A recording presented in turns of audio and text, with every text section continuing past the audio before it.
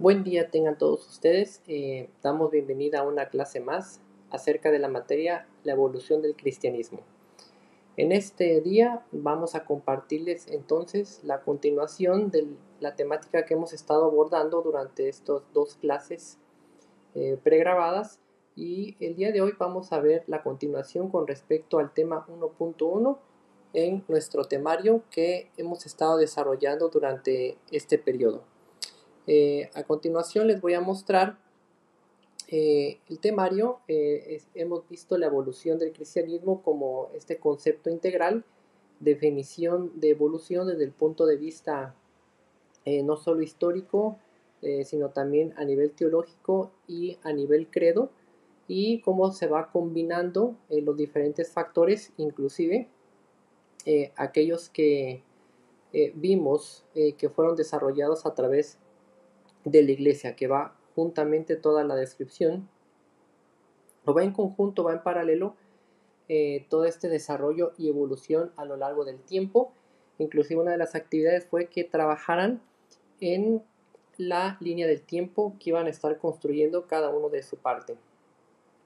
Y entonces en este día vamos a revisar entonces el siguiente tema, que son los primeros seguidores de Jesús. Vemos que, según el marco de referencia bíblico, los primeros seguidores de Jesús fueron principalmente pescadores, personas que, vida cotidiana, que tenían oficios muy común en esa época, y que Jesús llamó personalmente para que lo acompañaran en su labor de y compartir el Evangelio. Inclusive hay una frase en la Biblia que ellos tenían como oficio pescar, eran pescadores, pero al final del día, en esa conversión y en ese llamado, se convirtieron a pescadores de hombres. Y vemos también que en los evangelios, como Mateo, Marcos y Lucas, se presenta también toda esta narrativa de quiénes son aquellas personas que lo fueron siguiendo voluntariamente. Y en el evangelio de Juan presenta una lista y narraciones que van complementando. Prácticamente toda esta información muy enriquecedora, muy vasta de los cuatro evangelios, nos da una gama más amplia para ir conociendo cómo se fue desarrollando toda esta evolución. Empecemos entonces con los primeros seguidores de Jesús, cómo empezó el núcleo central, para que podamos darle continuidad al concepto, a la idea central de esta materia, de este tema que es la evolución del cristianismo. Vemos que hubo un núcleo de inicio, y esto lo encontramos entonces con los 12 apóstoles.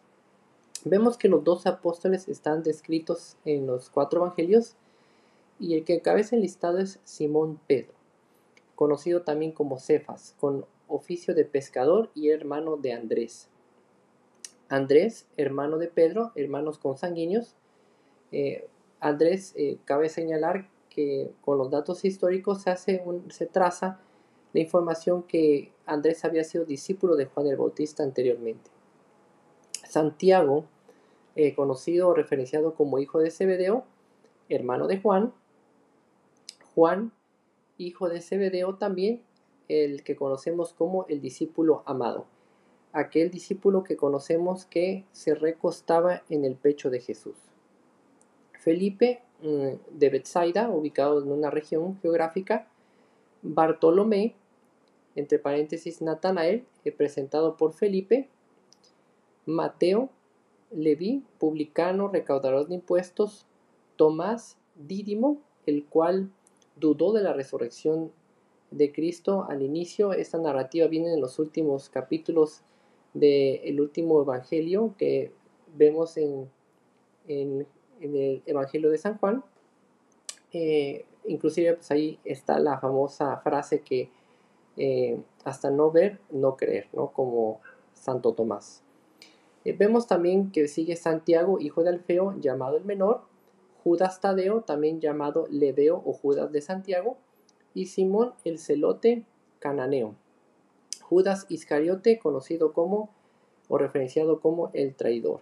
Hasta aquí son 12 apóstoles. Vemos que en la salida de Judas Iscariote que represento en esta sección. Vemos entonces que tenemos aquí a los 12 apóstoles. Simón y Andrés son hermanos junto con Juan y Jacobo. Tadeo, llamado Judas, con Jacobo, hijo de Alfeo, son hermanos. Con hermanos me refiero a hermanos consanguíneos, ¿no? O sea, quiere decir que tenemos 3 pares de hermanos. Pedro con Andrés, Juan con Jacobo y Tadeo con Jacobo, hijo de Alfeo. Bueno, hay 2 Jacobos, ¿no? Y se hace la referencia. Y del lado derecho, en extrema derecha, en la esquina, el penúltimo, tenemos a Judas Iscariote. Presenté esta filmina no con la intención de querer ponerles un rostro, ¿no? Sabemos que no tenemos referenciados como de una manera gráfica cómo era su aspecto físico de cada uno de ellos, sino se pone más como un carácter significativo. Sin embargo, en esta diapositiva sustituyo este rostro donde está Judas Iscariote porque son 12 discípulos menos 1, entonces hubiésemos quedado incompletos con 12.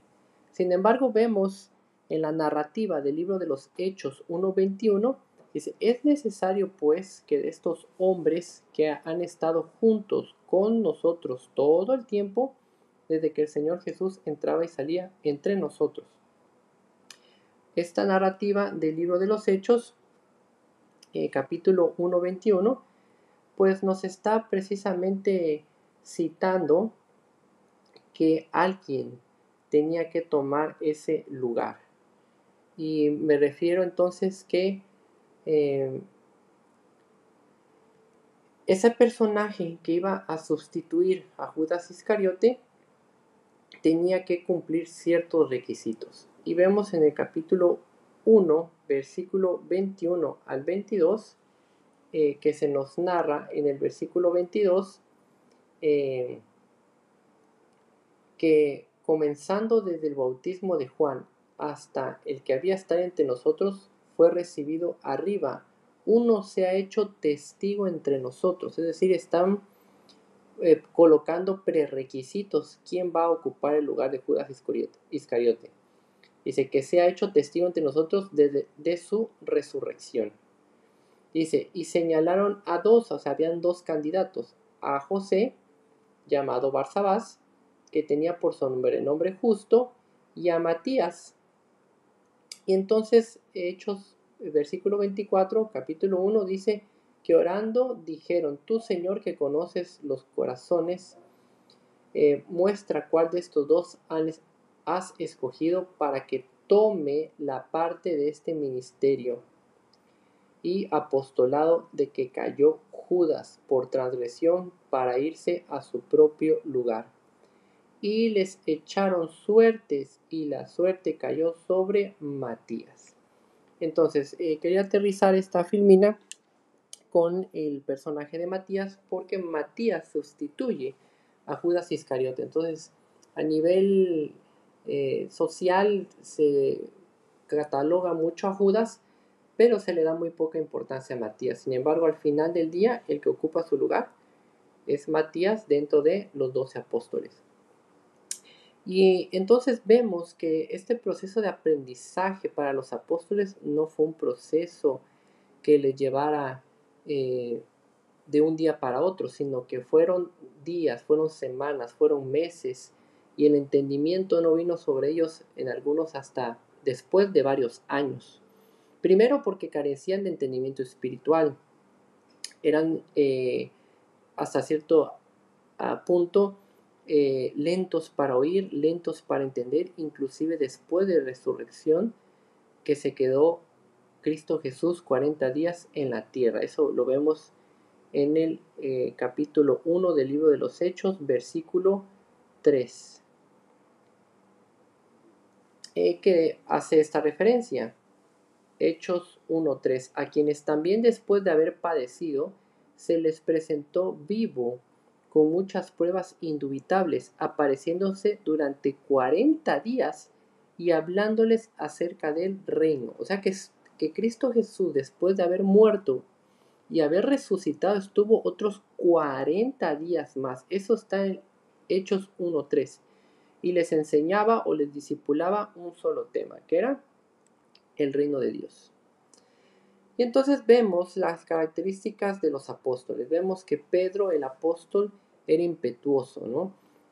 Simón, apóstol de Jesucristo, era un pescador del mar de Galilea. Vemos entonces que dejó su oficio, ¿no? Dejó su casa de Cafarnaúm para unirse a los discípulos de Jesús de Nazaret en los primeros momentos de su predicación, cuando Jesús inicia su ministerio. Junto con él se unieron a Jesús otros pescadores de la localidad. Entre esta localidad, pues vemos a su propio hermano Andrés, hermano, nuevamente hacemos la referencia hermano de sangre, hermano consanguíneo, no solo esa parte conceptual de hermano de la iglesia o hermano en Cristo, hermano de sangre, y los dos hijos de Zebedeo, Santiago y Juan. Pedro carecía de estudios, pero pronto se distinguió entre los discípulos. Inclusive la Biblia menciona, siendo tú del vulgo y sin letras. Estas dos características también nos las narra el libro de los Hechos. Sin embargo, sabiendo que Pedro no había ido a una escuela o había tenido una preparación profesional, hay fe y testimonio que había estado con Cristo por su forma de hablar. Sin embargo, pues él se distingue entre los discípulos por una personalidad muy fuerte. Su cercanía al maestro se va levantando frecuentemente como un portavoz del grupo. Pedro es sencillo, generoso, pero también impulsivo en ciertas intervenciones que a veces denotan una incomprensión del auténtico mensaje del maestro. Es decir, una personalidad muy energética y con un carácter muy impetuoso. Bueno, con un carácter con mucha energía, con mucho empuje, es decir, hasta cierto punto que actuaba más rápido de lo que pensaba o de lo que hablaba, ¿no? Sin embargo, Pedro participaba en todas las actividades de Jesús. Lo vemos muy activo, asistiendo incluso a esos episodios íntimos en los que quedaban excluidos los demás apóstoles. En Cafarnaúm, Jesús debió ser a menudo huésped de la familia de la que procedía la mujer de Pedro. Sí, efectivamente, Pedro estaba casado y tenía esposa. El sobrenombre de Pedro se le puso Jesús al señalarle como la piedra, o Petros, Petra en latín, sobre la que había de edificar su iglesia. En Cesarea de Filipos, al nordeste del lago de Tiberias, tuvo lugar el episodio donde que Pedro afirmó la divinidad de Jesús. Tú eres Cristo, el Hijo de Dios viviente. Y es la frase que encontramos cuando Jesús le dice, Pedro, eso no te lo reveló ni carne ni sangre. Sin embargo, vemos diferentes características de Pedro a lo largo de la Biblia. Pedro tuvo también momentos de debilidad. Según el relato de los evangelios, Pedro niega al Señor, o sea, cae en una apostasía. Apostasía entendemos como una separación, como significado etimológico, como un divorcio. Pero esta palabra apostasía es que Pedro literal niega a Cristo Jesús, pero 3 veces. Hasta que Jesús, dice, en la noche en que éste fue tomado preso, se cumple una profecía que le había dicho, que era necesario que él lo negara 3 veces. Su fe después de ese evento, después de que Cristo muere y resucita y Cristo se acerca a él y le dice, Pedro, ¿me amas? 3 veces le pregunta, Pedro, ¿me amas? Y Pedro le contesta, Señor, al final dice, tú sabes todas las cosas. Entonces 3 veces lo negó, pero Cristo Jesús 3 veces le preguntó, Pedro, ¿me amas? Y Pedro le contestaba, Señor, yo te fileos. Pero no llegó hasta ese punto donde fue en esa reconciliación con Cristo, donde pudo llegar a ese amor ágape. Vemos entonces pues que en Pedro su fe no volvió a flaquear y después de la crucifixión y la resurrección fue privilegiado con la primera aparición de Jesús y se dedicó a propagar sus enseñanzas. aunque en el sentido estricto las primeras personas que vieron a Cristo resucitado no fueron varones, sino que fueron las mujeres. Sin embargo, pues bueno, Pedro se lleva también parte de la primicia porque fue una de las primeras personas de poder presenciar visualmente que Cristo ya estaba resucitado. Tras la muerte de Jesús, aproximadamente año 30 después de Cristo, Pedro se convirtió en un líder indiscutido de esa pequeña comunidad de los primeros creyentes cristianos que se estaba gestando en la región de Palestina. Por espacio de 15 años dirigía las oraciones, respondía a las acusaciones y hacía labor de apologética que eran lanzadas por los judíos, rabinos contemporáneos, pero también muy celosos de la ley y ortodoxos, y que admitía a los nuevos adeptos. Es decir, inclusive para Pedro fue complejo y muy traumático, ¿no? Entender que la salvación de Cristo, la salvación en Cristo y por el sacrificio de Cristo no solo era ya solo para los israelitas o judíos, sino que se extendía también a los gentiles. Y ese paradigma que él fue rompiéndose en su mente eh, fue procesándolo y asimilándolo en ese rapto de entendimiento que tuvo, también descrito en la Biblia, cuando le bajan el lienzo y ve una serie de animales considerados para la ley de Moisés inmundos, y Dios le dice en una voz, mata y come, y Pedro le dice, ¿cómo voy a comer algo que es inmundo? Y la respuesta es, no llames inmundo lo que Dios ha santificado a través de la sangre de Cristo, y que ahora la salvación es para todos. Entonces, si para Pedro fue complicado entenderlo, bueno, y estaba considerado dentro del núcleo más cercano, pues aún también ese mismo proceso de complejidad para asimilarlo y que descendiera el entendimiento en los seguidores, que eran pocos en ese entonces, y después se iba a ir aumentando hasta consolidar la iglesia, pues iba a llevar cierto grado de complejidad.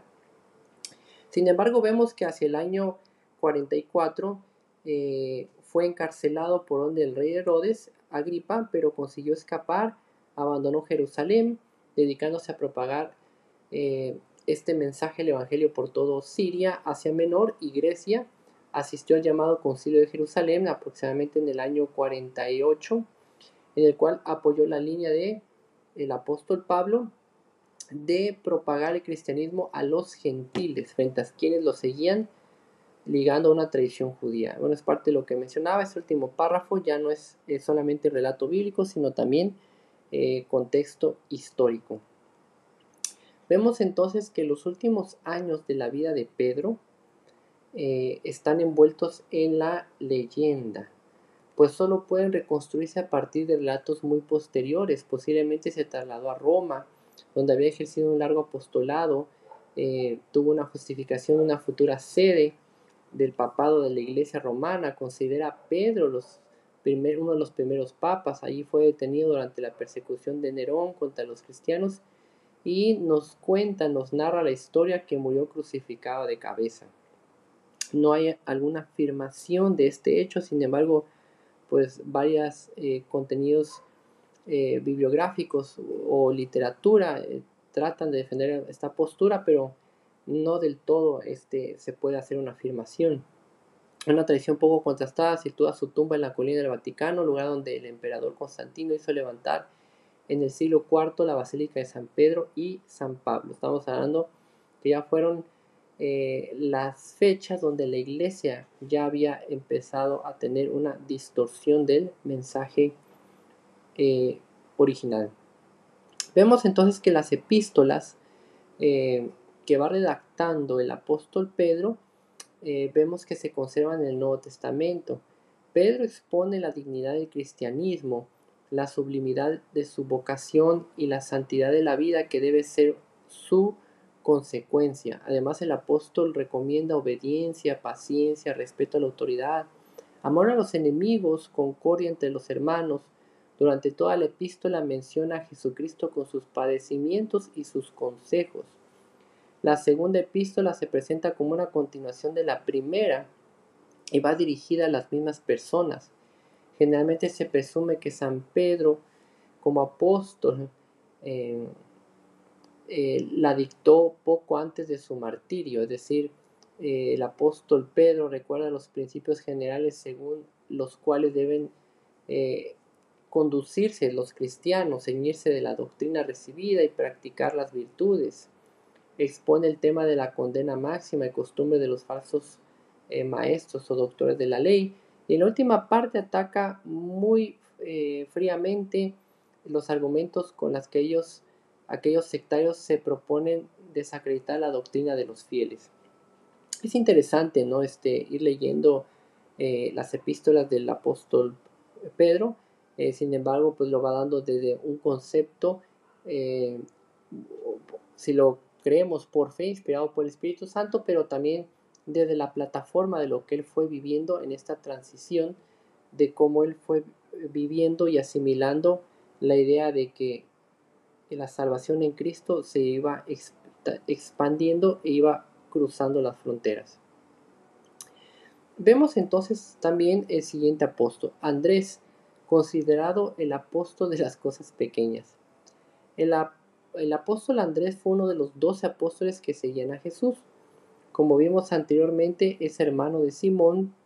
Pedro también su profesión era pescador, era hijo de pescador. Fue discípulo de San Juan el Bautista. Y al bautizar a Jesús, Andrés exclamó: «He aquí el Cordero de Dios», y decidió seguir a Jesucristo.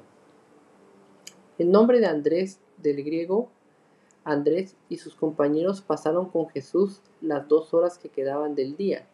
Andrés comprendió claramente que Jesús era el Mesías, y desde aquel instante se decidió a seguirle. Así pues, fue el primer discípulo de Jesús. Por ello, los griegos le llamaban proclete, es decir, el primer llamado. Es curioso este dato, ¿no? Que él, al tener una afirmación, cuando él percibió o vio y vivió ese evento del bautismo en agua de Cristo, pues entonces él tomó en fe esa declaración y por voluntad propia decidió seguirle.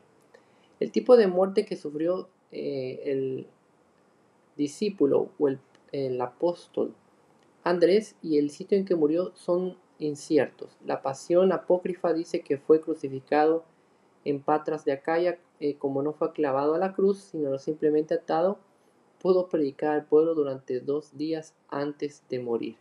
Según parece la tradición, menciona que la forma o la posición que fue crucificado y su muerte fue una forma de cruz, es decir, de X. No circuló antes del siglo IV.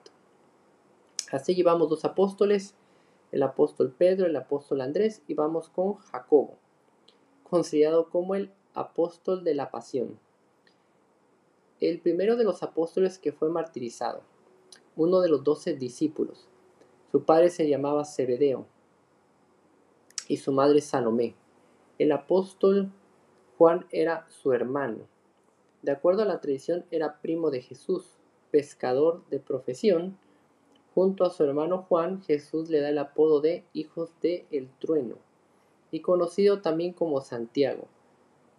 Pero no se debe de confundir con el otro apóstol que también se llama Jacobo.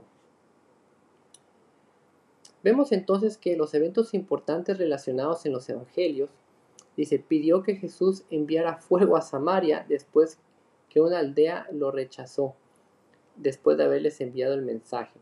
Por eso Jesús le da el apodo del hijo del trueno a él y a Juan, en Lucas 9:54. Fue testigo de la resurrección de la hija de Jairo. Fue también participante de la transfiguración de Jesús, en Marcos 9, del 1 al 9, ora con Jesús en Getsemaní, Marcos 14:33, y su muerte en Hechos capítulo 12. Es considerado como el primer mártir, dice. Lucas no elabora más que algunos versos sobre la muerte de Jacobo, la única muerte de los apóstoles. aparte de Judas, el que traicionó a Jesús, que está documentada en la Biblia, y escribiendo sobre la persecución de los primeros cristianos por orden de Herodes. Lucas comenta en Hechos capítulo 12 que en ese tiempo el rey Herodes hizo arrestar a algunos de la iglesia con el fin de maltratarlos. A Jacobo, hermano de Juan, lo mandó a matar a espada al ver que esto agradaba a los judíos, y procedió a prender a Pedro. La tradición pone el evento en el año aproximadamente 44 después de Cristo, un aproximado. Y vemos ahora a su hermano. Vemos entonces que tenemos la primera pareja del apóstol Pedro con Andrés, su hermano. Andrés, que había sido discípulo de Juan el Bautista. Vimos a Jacobo, que es hermano de Juan. Entonces, el apóstol Juan fue uno de los más cercanos a Jesús. Y al ser testigo de uno de los milagros del Señor, Juan decide dejarlo todo para seguirle. Realmente amaba al Señor y dedicó su vida a predicar sobre el amor de Dios como los demás apóstoles, y lo acompañó hasta su vejez. Se considera como el apóstol más joven de los 12, conocido también como el discípulo amado. Jesús le puso el apodo Hijos del Trueno, tanto a Jacobo, pero también como eran hermanos junto con Juan, el único de los 12 que no sufrió el martirio. Interesante, ¿no? El discípulo que más amó fue exento de un aparente sufrimiento. Es el autor del Evangelio y las epístolas que llevan su nombre y de Apocalipsis, pescador de profesión. Su hermano Jacobo también era uno de los 12. Pedro y Andrés eran compañeros en la pesca y son considerados como primos de Jesús, es decir, también pescador de profesión. Y vemos algunos eventos importantes relacionados con el apóstol Juan. Él es participante de esa pesca milagrosa. Jesús resucita a la hija de Jairo. Salomé pide lugar de honor para Juan y Jacobo en el reino. Prepara la última cena con Pedro. Jesús le encomienda el cuidado de su madre. Muy interesante.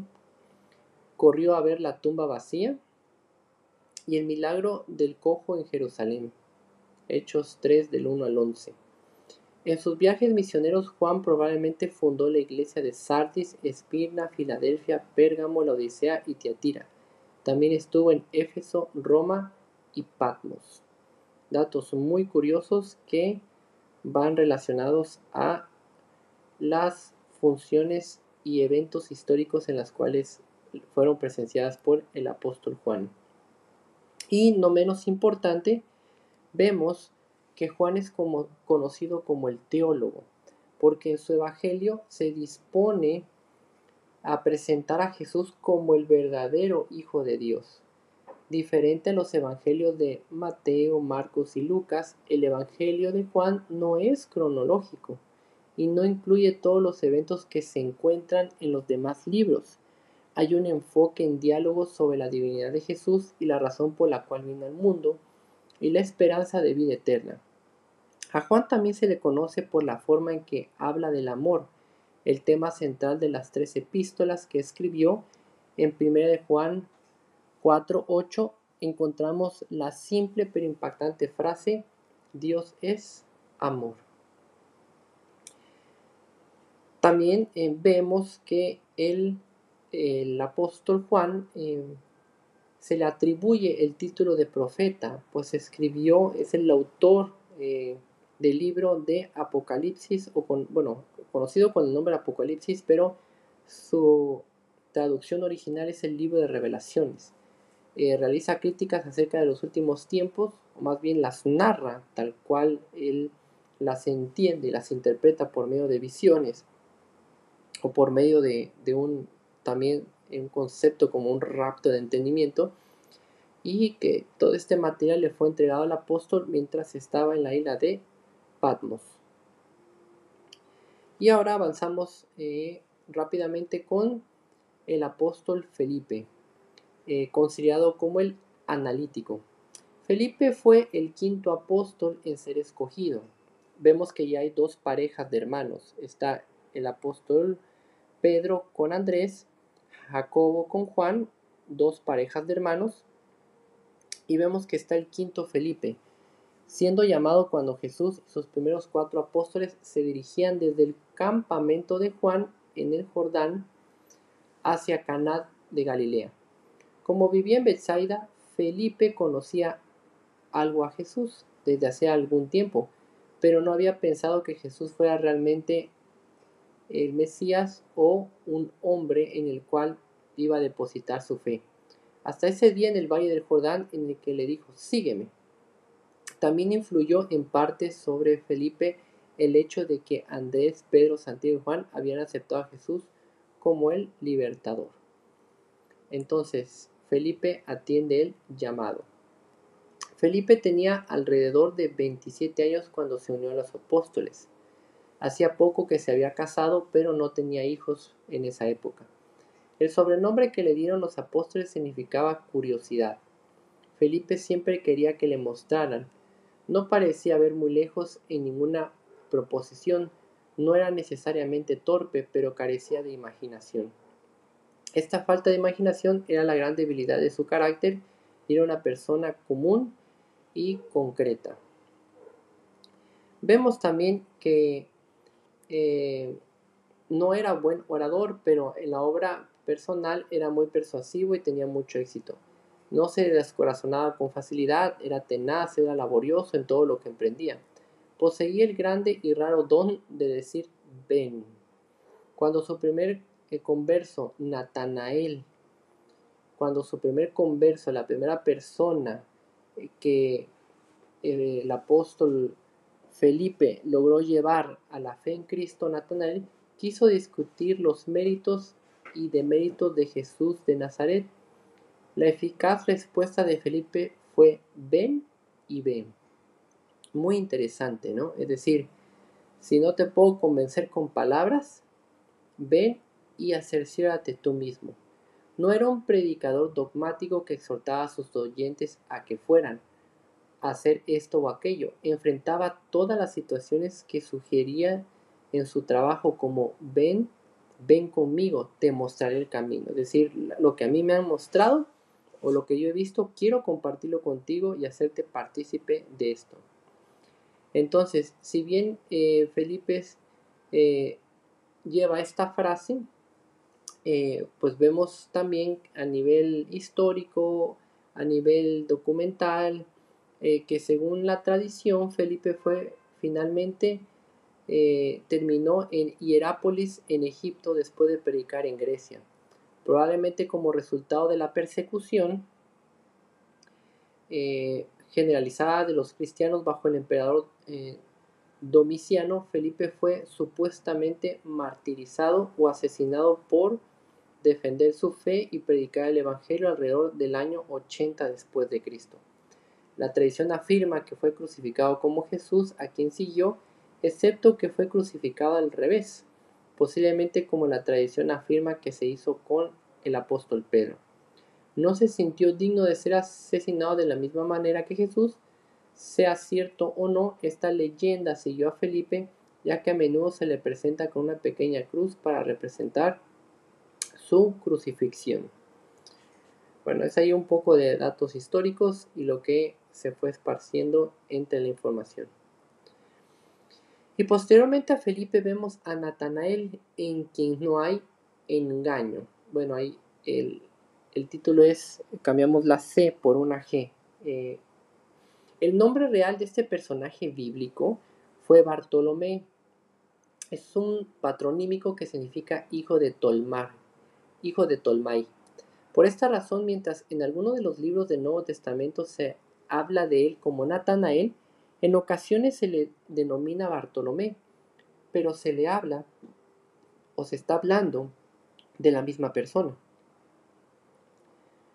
Vemos entonces que no se tienen datos contundentes del nacimiento de Natanael, aunque se cree que cuando se unió a los discípulos tenía un entorno de aproximadamente unos 30 años, por lo que se podría estimar que había nacido alrededor del siglo I a.C. Cristo. Vemos entonces que Natanael nació en Caná de Galilea y fue uno de los primeros apóstoles que se unió a Jesús, dejando para ellos su vida anterior para predicar la buena noticia. Se dice que Natanael era amigo de Felipe, quien al recibir el llamado de Jesús decidió invitarlo para unirse al grupo. Inclusive pues vemos esta frase que precisamente es tomada de la Biblia. ¿Puede salir algo bueno de Nazaret? Esta es una de las frases que se le adjudica a este personaje, a Natanael. Se dice que cuando Felipe le habló de los orígenes de Jesús, esta fue su respuesta con incredulidad. Pese a esa resistencia que sintió respecto a Jesús, se acercó a él. Se dice que entonces Jesús le dijo que veía en él a un israelita en el cual no había engaño, y le aseguró que le había visto debajo de la higuera antes de que Felipe le llamara.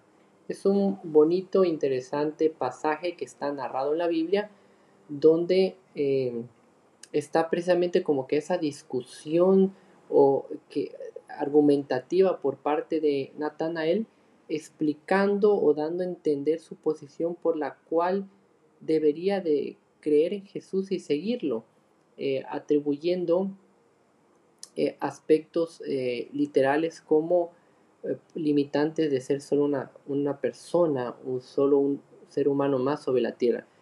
Sin embargo, pues Felipe hizo esa labor, como vemos que más adelante desarrolla ese llamado extraordinario de evangelista, pues logra llevar a Natanael hasta ese punto tan culminante donde el propio apóstol Natanael tiene un encuentro con Jesús en persona y de ahí se solidifica o se afirma su fe.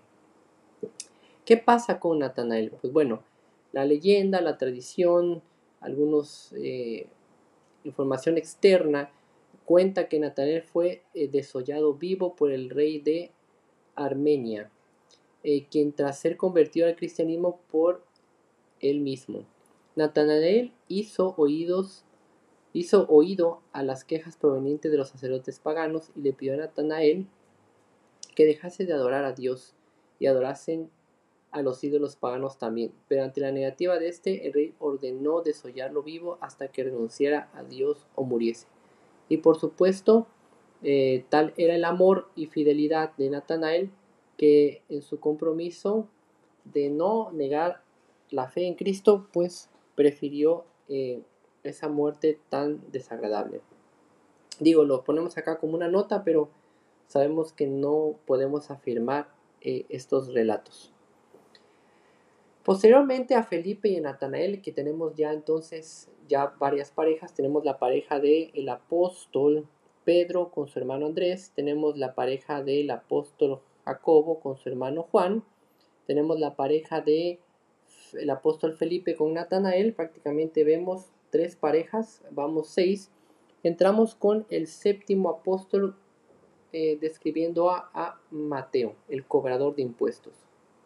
Leví de Alfeo, llamado San Mateo apóstol o San Mateo evangelista, vemos que es uno de los 12 apóstoles de Jesucristo y la tradición cristiana le atribuye entonces la autoría de primeros evangelios llamados sinópticos, es decir, el evangelio de Mateos.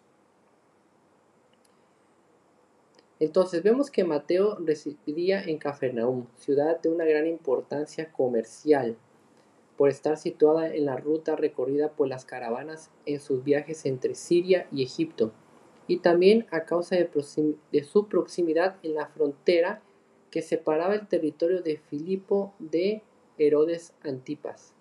Mateo se desarrollaba como recaudador de impuestos en nombre de este último. Vemos que Mateo murió en Etiopía apedreado, quemado y decapitado.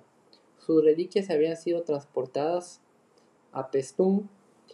Más tarde estas reliquias fueron llevadas a la ciudad italiana de Salerno, donde aún hoy se encuentran y son considerados por los más creyentes como verdaderas, es decir, como artículos. Vemos entonces que tenemos las características del apóstol o discípulo Mateo.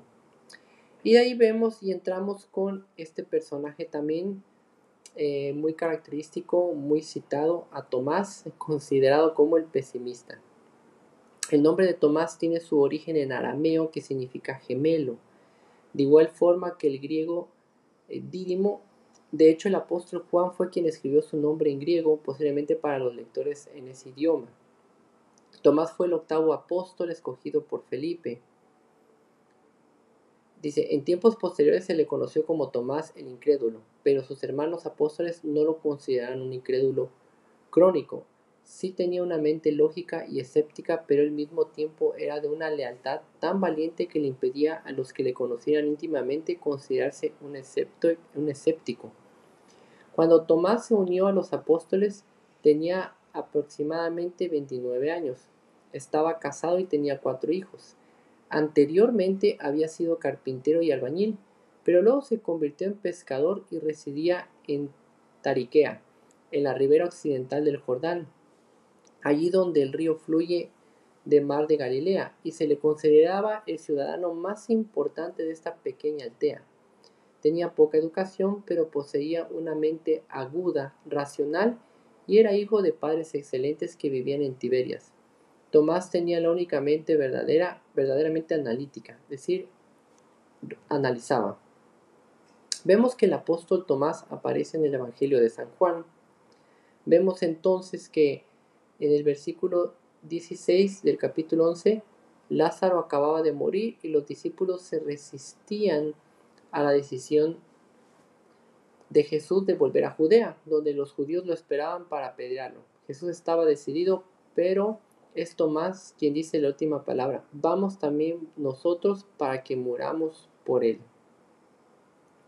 En Juan 14:5, durante la última cena, Jesús asegura a sus discípulos que conocen el camino al lugar a donde él va a ir. Tomás, sin embargo, pregunta: Señor, no sabemos a dónde vas. ¿Cómo pues podemos saber el camino? Jesús replica que Él es el camino, la verdad y la vida, y que solo a través de Él conocerá al Padre. Y en Juan 20, capítulo 20, versículos de 24 al 29, aunque a Tomás se le anuncia la resurrección de Jesús, se niega a admitirla. Si no veo en sus manos la señal de los clavos, y meto mi dedo en el lugar de los clavos, y meto mi mano en el costado, no creeré. 8 días después, Tomás toca con sus propias manos la herida de Jesús en sus manos y en su costado, y Jesús le recrimina haber necesitado ver para creer. Es el más conocido de todos los episodios evangélicos relacionados al apóstol Tomás. Y entramos entonces con Jacobo, pero ahora Jacobo, hijo de Alfeo. Jacobo figura en el 9º puesto en la lista de los apóstoles. Vemos que en cada caso se aclara que era hijo de Alfeo. Varias personas figuran en el Nuevo Testamento con el nombre de Jacobo, y no es fácil identificarles en algunos casos, ya que se puede confundir. Sin embargo, el hijo de Zebedeo, el de Alfeo, el hermano de Jesús, el hijo de María, llamado Jacobo el menor, y el hermano de Judas el apóstol. Se dice que Santiago fue hijo de Alfeo, quizá hermano de José, y por esto primo de Jesucristo. Su denominación como hermano del Señor parece provenir de su gran parecido con Jesucristo, razón por la cual Judas besó a Jesús ante el peligro de que se le confundiera con Santiago. El que se le agregue a su nombre lo del menor es para diferenciarlo de Santiago, hijo de Zebedeo, con el sobrenombre de el mayor. Entonces vemos que este Jacobo cumple con dos características interesantes. Aparentemente se parece físicamente a Jesús, pero también se puede confundir y con el apóstol Jacobo, pero con el mayor, siendo él esta referencia hijo de Alfeo como Jacobo el menor. Jacobo el menor, Simón llamado Celote y Judas, no el Iscariote, que era el apóstol con 3 nombres. El grupo final de 4 apóstoles es el que menos conocemos, excepto por Judas Iscariote, que se hizo muy notorio al traicionar a Jesús para que fuera crucificado. Este grupo parece haber tenido menos intimidad con Jesús que los otros 8 discípulos. Prácticamente no aparece en los relatos del Evangelio. Poco se sabe de cada uno de ellos, excepto el hecho de que fueron llamados para ser apóstoles. Judas, hijo de Jacobo. El último nombre en la lista del discípulo de fieles es Judas, el hijo de Jacobo. El nombre de Judas es un buen nombre, significa Jehová guía. Inclusive pues también hay una trazabilidad en la raíz etimológica de Judas con Judá, que viene siendo el primer hijo de que encabeza las 12 tribus. Pero por la tradición es conocido también como Judas Iscariote. El nombre de Judas tendrá siempre una connotación negativa. Cuando el apóstol Juan lo menciona, lo llama Judas, no el Iscariote, como vemos en Juan capítulo 14, 22. Judas, el hijo de Jacobo, en realidad tenía 3 nombres. Jerónimo se refiere a él como trinomio, el nombre con los 3 nombres. Mateo 10.3 se le llama Lebeo, por sobrenombre Tadeo. Probablemente Judas haya sido el nombre que recibió al nacer, y Lebeo y Tadeo eran esencialmente sobrenombres. Y vemos entonces que el otro Judas, conocido como Judas el traidor, su nombre aparece al final en todas las listas bíblicas, excepto en la de Hechos capítulo 11, donde su nombre no aparece. Cada vez que Judas es mencionado en la escritura encontramos una referencia en su condición de traidor. Él es el fracaso más colosal en toda la historia, descrita en la Biblia y considerado también como una crítica a nivel universal. Inclusive pues hay unas tradiciones donde hacen un muñeco, le dicen el Judas, lo queman, lo cuelgan, lo explotan, lo agarran como piñata, etc. Y a continuación pues les presento el código QR para que puedan visualizar este video.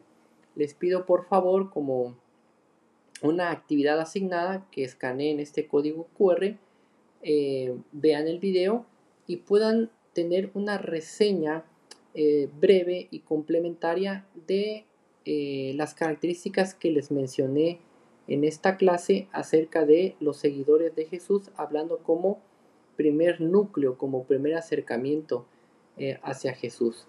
Aquí les narré y les dejé escrito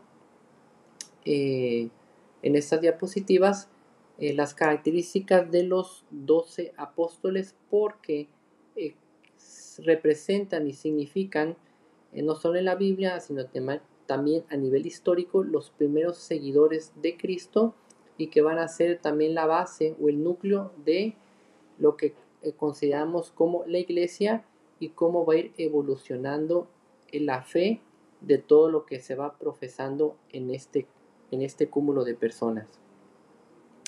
Entonces les dejo el código QR para que lo puedan ustedes escanear, ver el video y puedan expresar sus comentarios.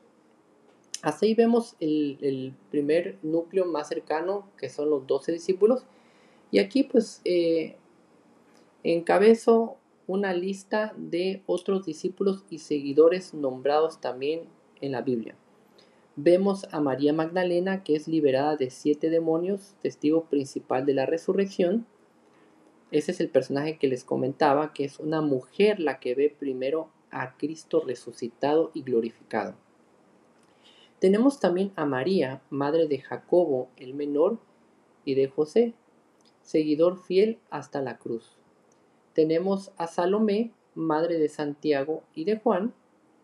Tenemos a Juana, esposa de Cusa, administrador de Herodes, seguidora que ayudaba con sus bienes. Tenemos a Marta y María de Betania, hermanos de Lázaro, muy cercanos a Jesús. Tenemos a Lázaro de Betania, resucitado por Jesús. Tenemos a José de Arimatea, miembro del Sanedrín que pidió el cuerpo de Jesús. Tenemos a Nicodemo, fariseo que defendió a Jesús y ayudó en su sepultura. Tenemos a Cleofas, uno de los discípulos de Emaús. Tenemos las mujeres de Galilea de manera general, seguidoras anónimas que servían con sus recursos, narradas en Lucas capítulo 8 del 1 al 3. Vemos también otros discípulos adicionales y complementarios como los 70 más 2 discípulos enviados de 2 en 2. ¿Dónde encontramos esta descripción? Pues bueno, la vemos descrita en Lucas 10:1. No se dan sus nombres, pero eran seguidores. Vemos también al joven rico, descrito en Mateo 19, Marcos 10 y Lucas 18. Aunque no siguió a Jesús, aparece como un ejemplo de aquellos que son llamados, pero rechazan. Y Bartimeo, el ciego, que después de ser sanado, se convirtió en un discípulo, descrito en Marcos capítulo 10.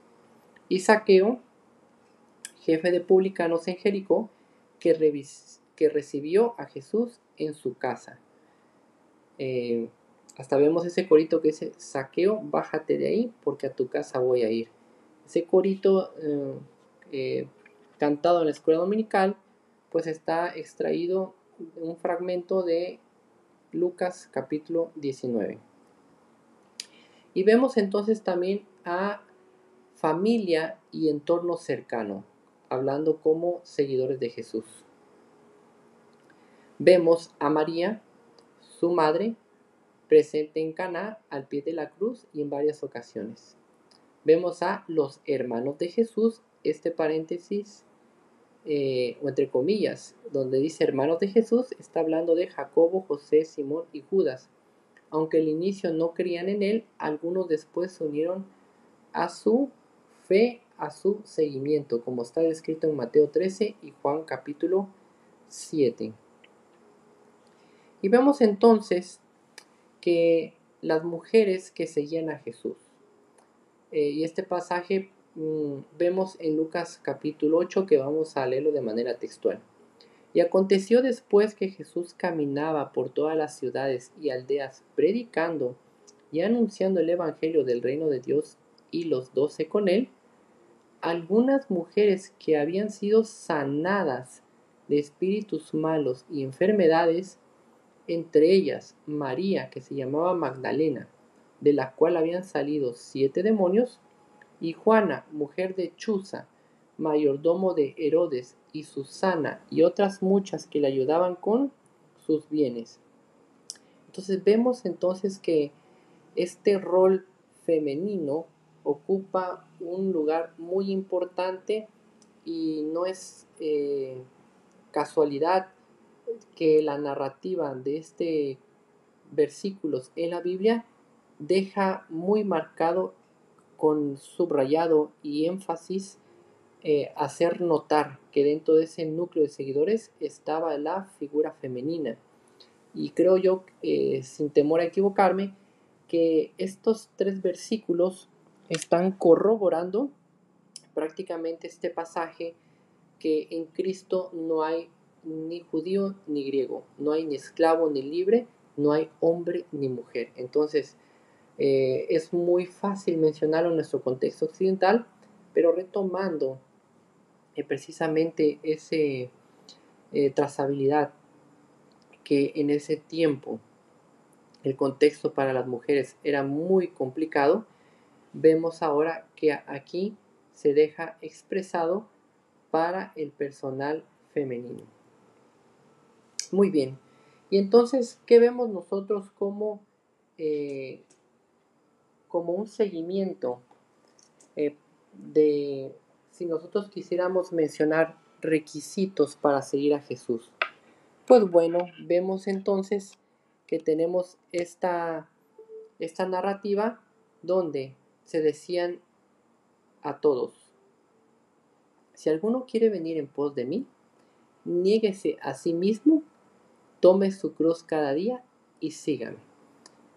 Esa sería una respuesta tomada de Lucas capítulo 9, 23. Entonces, ¿qué era necesario para seguir a Jesús? Negarse. Negarse a sí mismo. Paso número 1. Tomar su cruz cada día. Paso número 2. Y seguirlo. Paso número 3. Muy interesante forma de responder una pregunta con un versículo. 5 momentos cruciales. Bueno, los seguidores de Jesús se convirtieron en testigos de su ministerio en Galilea. Viajaron con Jesús por todas las ciudades y aldeas de Galilea, lo vieron, comieron con él, caminaron con él, platicaron con él, lo recomendaron, contemplaron, vieron sus milagros y fueron testigos de fuente primaria, es decir, vivieron todos estos hechos directamente de sus enseñanzas. Se convirtieron en testigos de su crucifixión, estuvieron presentes ya fuera en el camino al Gólgota, ya sea mirando desde lejos, siguiendo la procesión, pero fueron testigos oculares de la crucifixión y estuvieron al pie mismo de la cruz donde Cristo les dictó algunas últimas palabras. Se convirtieron testigos de su muerte, de su sepultura. Lo acompañaron en ese comité para la preparación previa del cuerpo en su sepultura. Ubicaron con precisión el lugar donde fue sepultado, pensando regresar a 2 días para culminar el cuidado de su cuerpo. Pero también, un evento extraordinario no menos importante, fueron testigos de su resurrección, creyendo aún en la muerte como una realidad inevitable. Fueron las primeras en enfrentar las rupturas del paradigma universal al contemplar con sus ojos la tumba vacía. Algunos otros personajes primeros vieron ángeles, vieron y platicaron con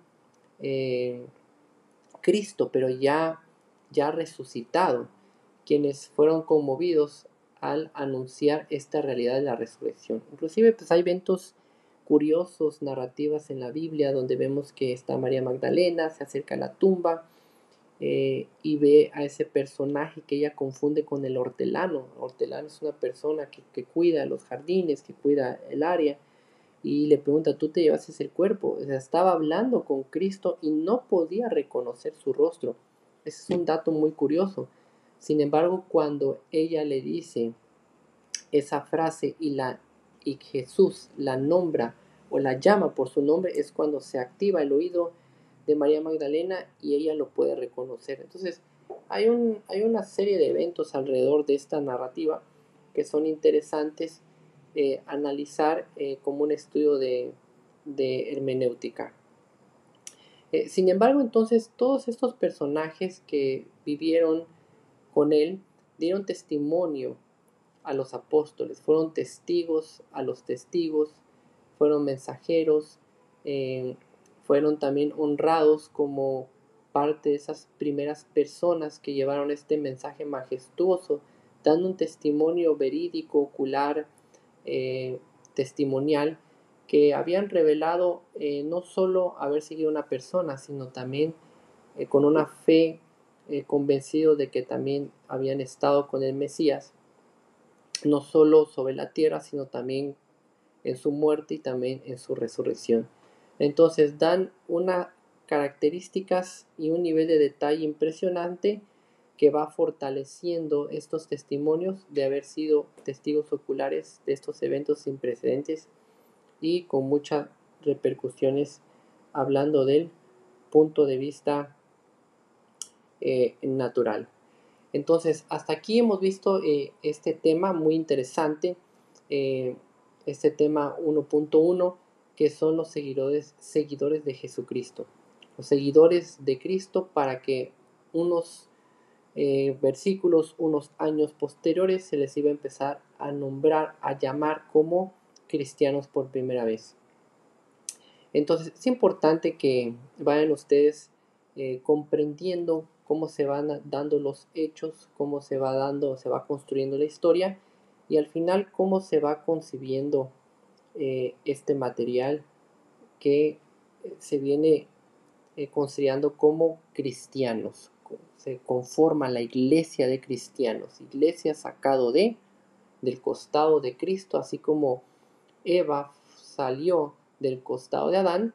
En esa analogía, en ese simbolismo, en ese paralelismo, vemos a Cristo, que es el posterior Adán, sale la iglesia, su amada, la esposa, y todo ese conglomerado de personas que reciben a Cristo como su único y suficiente Salvador, conforman la iglesia y van a profesar en conjunto, como una unidad de todo, esa fe única.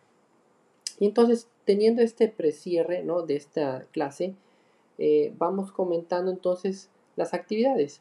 La actividad número 1, pues bueno, es importante que por favor realicen un mapa conceptual con los 12 apóstoles. Es decir, van a crear un árbol donde van a colocar a Cristo, y de esa postura, de esa rama, van a sacar 12 y van a ir colocando el nombre de cada uno de los apóstoles, y van a describir las características que ustedes consideren importantes mencionar, ya sea a nivel descriptivo, ya sea a nivel funcional, o las funciones que realizaron, o a nivel histórico, es decir, qué eventos participaron en la Biblia.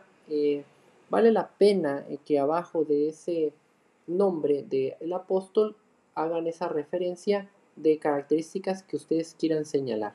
Las características deben de ser acompañadas con una cita bíblica, para que podamos tener referencia de qué fue lo que hicieron o qué es lo que queremos recalcar de estos apóstoles. Hay mucho contenido, ya lo abordamos en esta clase, pero es importante que refuercen esta información elaborando el mapa conceptual. Y la actividad 2, pues bueno, voy a solicitar que realicen un resumen de 2 cuartillas, 2 páginas, exponiendo tu punto de vista de los primeros grupos de seguidores de Cristo que fueron expuestos en esta clase. Vimos varios grupos, entre ellos los primeros seguidores, que son los 12 apóstoles. Vimos también un grupo de otros discípulos que siguieron a Jesús. Vimos otro grupo denominado las mujeres que siguieron a Jesús. Y necesitaría pues que en este resumen plasmes tu punto de vista en 2 cuartillas, con qué grupo quieres desarrollar y mencionar en este trabajo como actividad 2.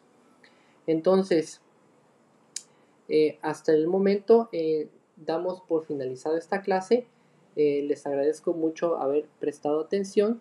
Es muy interesante mencionar características de los apóstoles. En lo personal, pues hay información, hay literatura que se complementa al material aquí desarrollado, y en esta presentación pues les dejo la bibliografía utilizada. Hay mucha más información en literatura que la vamos a dejar aquí descrita. Aquí en esta filmina presento la fuente de información donde tomé lo que les expuse, pero es importante, ¿no?, que también la información que les estamos anexando en todo este curso, ustedes vayan complementando con lecturas de los libros acerca de la historia de la iglesia, los autores que les presenté, los libros que les presenté en la primera clase, en la presentación, pues vayan complementando también su acervo cultural, para que vayan conjugando la información histórica con los pasajes narrados en los evangelios, para que tengamos un punto de vista histórico, pero también calibrados con un punto de vista teológico, tomado de citas bíblicas.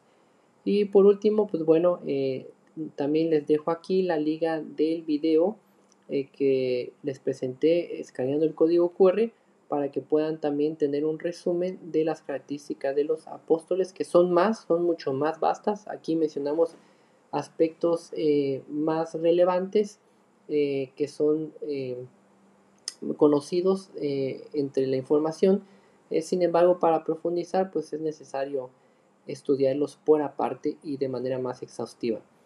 Pues bueno, agradezco mucho su tiempo que prestaron a esta lección y estamos prontos para vernos en la siguiente clase. Pasen todos buen día y vayan avanzando con sus actividades para evitar los atrasos. Pasen ustedes buen día y quedamos en contacto. Hasta luego.